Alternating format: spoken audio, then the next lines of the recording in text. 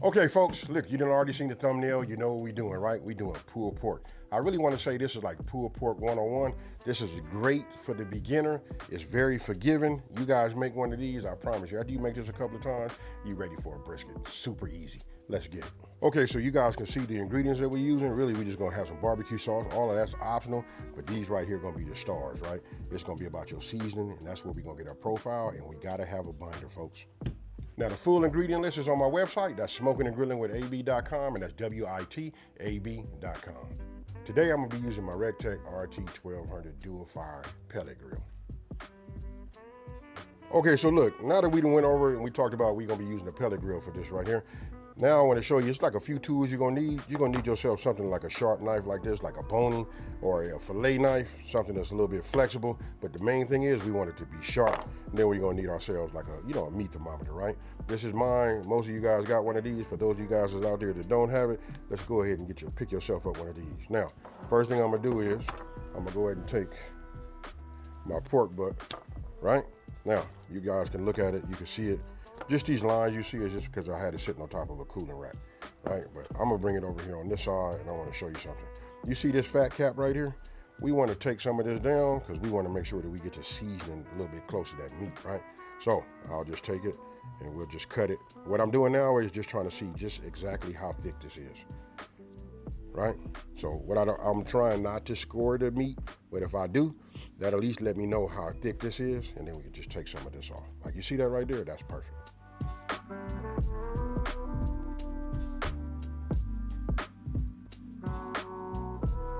So with this pellet grill right here, it's super easy, right? I told you it has two zones, right? It's a dual fire, dual zone, pellet grill. So you got a zone that'll be over this way and one on this way.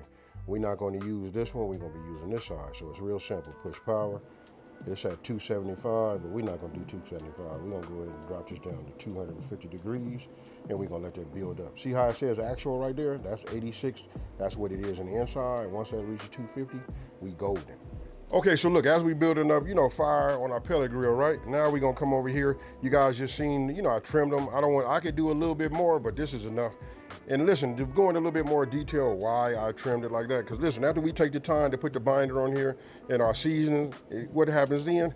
At the end, if you give that big thick cap on there, all you're gonna do is all that's gonna slide off, and we wanna get some of that seasoning inside of this meat we got right here, right? So today I'm gonna be using, which in most times, I'm always using like a yellow mustard, you know what I mean? So this is the part where everybody say, man, I don't really like mustard, yada, yada, yada. Some people say they can taste it. I'm telling you, I don't. Everybody else around me, they don't even, the binder has never ever come up, in the conversation, right? So I'm just turning it over. We're gonna work on the whole thing, but I just want to get it nice, and tacky, right? These are the three things that I'm gonna be using, to go ahead and get my seasoning, right?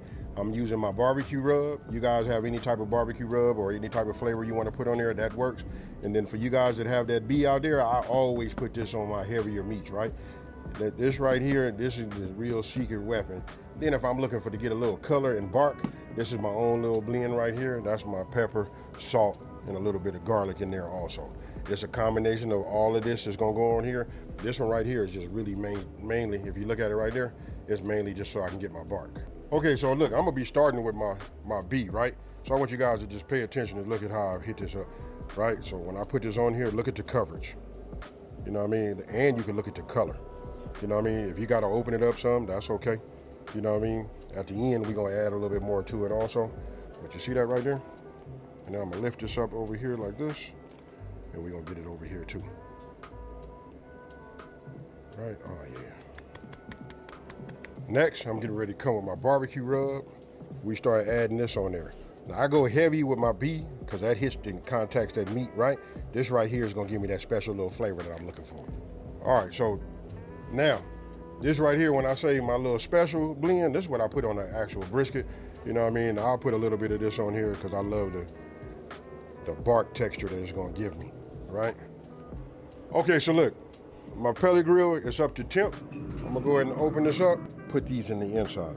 Now, I'm gonna start with my biggest one, and I'm gonna put it where it's at least the hottest. Okay, so I put my biggest one, that was over here. This is my hottest part of my, my grill. So I put that there. I put this one here, and both of these is like the fat cat cap up. I did not go ahead and cover no times or nothing like that in the very beginning, but I'm gonna let you know right now we coming up on about 4.5 hours, right? I don't look at it until about 4.5 hours, and I let the actual protein, which is my pork shoulders, right? These are gonna let me know, you know, where we are and what we need to do moving forward, right? Now, we had 2 of them that were 2 different sizes, so I'm gonna open this up right now, and you guys can look at it. All right, now, if you look right here, you can see the size difference, right? So I can see right here, if you look right there, it's starting to dry just a little bit. I'm gonna make me up something, you know, to go ahead and spritz just to get just a little bit more moist.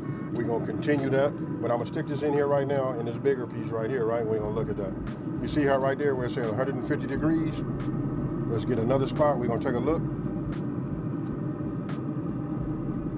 This one says 156, right? I like to, before I put this in a pan, I like to see this become 165 to 170 degrees, right? So I'm gonna go ahead and close this, and I'm not gonna come back out here. I'm gonna come back and I'm gonna put a little spritz, which means I'm going to spray, you know, right there and just check. I might do a little rotation. And other than that, we're gonna come back and we'll look at this in about another hour. Now, look, I wanna show you this part right here. When I stick this in here, you're not gonna really be able to see it in here like that. I just hit the bone and down there, so I'll back it up just a little bit. And that right there say 176, we're a little high, but this is the smaller one. This just went in like butter. You know what I mean? That's a little high for me, but that's fine. I don't want to lose no more juices. We're going to capture that. When I drop it in there, that's what I like to feel. And look at that, folks. This is the thicker piece of the meat, 165.7, right? I'll check it one more time. Oh, that's like butter. I already know this right here is cooked and rendered. Look, that's a little high. We're only going to go to about 202. So now we get ready to take these off. Okay, so now that we done pulled them out like this, right, I put on another glove, because listen, I'm gonna show you guys a little trick that I do. You know what I mean? This makes a difference. We're gonna go ahead and put a couple of pats of this butter right here on the top. Now, you know how like I do my, how I do my ribs? You know, we could add a little brown sugar onto this also. But we're just gonna add it on just like that. Okay, so listen, this is where we at right now. Everything is completely wrapped up in the trays. I bumped up my temperature. My temperature is up to 275 degrees. I'm gonna put these in right now.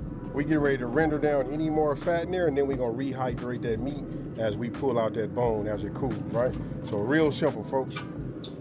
Okay, so now we'll come back and we'll check it. We're gonna probe it so that it's like butter, right? Like I said, we're gonna check it in about an hour.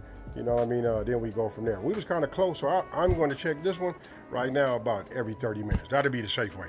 You know what I mean? Because when we get to 202 to 205, we want to take it out, and then we're going to let it, you know, manually come down nice and slow. That's how we're going to let it rest. Okay, so look, I've already checked everything, right? Listen, both of these, one is at 203, and the other one's at 206. I've already, you know, I would like to get them out at both at 203, so this is what we're going to do. I've already powered down. I'm getting ready to take these, put them on a tray, and I'm gonna take them in the inside. I'm probably gonna lay a, you know, like a towel over the top just so that it can come down on its own, right? We gotta get it where we can at least touch it, and then I'm gonna show you how we're gonna go ahead and shred this down. Like I said, it has cooled enough. So look, when you do the bone-in version of this, this should come out and just slide out of here nice and smooth, right? So as I pull this out, I just pull it like this. All right, so now you can just get in here, you know what I mean? Let me just take this piece right here. Man, it just breaks open. You know what I mean? Look at that. You can see the smoke. You see all of that? Oh my goodness. I'm just gonna go ahead and just get these pieces in here, let them start to cool on their own, right?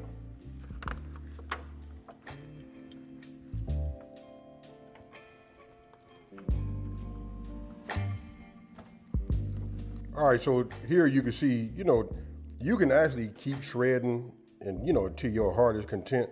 But you know what, instead of having all of the stringy pulls and all of that, what I like to do is, you see when I get it like this, I shredded some of that bark too. Look at that, you can see that deep color. That right there. And listen, I ain't gonna lie to you, I've been eating it too. Once I got it, you know, like this, I like to go ahead and add some more rub to it also. So, you know, look at that down there. You know, I just add some here on the top. You just wanna get it down. All right, so this is what we'll be using, my sweet and savory barbecue sauce right here. You know what I mean? So now let's go ahead and just add a little bit to it. Now, this part completely optional to everybody. You do not have to add this. Okay, folks, so you saw just how easy it is. Listen, I don't want to over talk it. You know what I mean? Doing a pork shoulder, pork butt, whatever you want to call it. It really gets your confidence up. After you made this a couple of times, I believe you got your legs underneath you, so you can go ahead and try brisket. You know what I mean? So this, ribs, and then brisket, then after that, you got it. All right, so with that being said, listen, if you're new to my channel, let me take this time to say thank you for watching this video. Don't forget to like, smash that subscribe button, and just tell everybody out there is a channel out here that's simplifying these recipes and taking the mystery out of cooking. And you know how I usually leave out of here, folks. I'm gonna go ahead and take a dash over here to my right, and I'm out. Peace.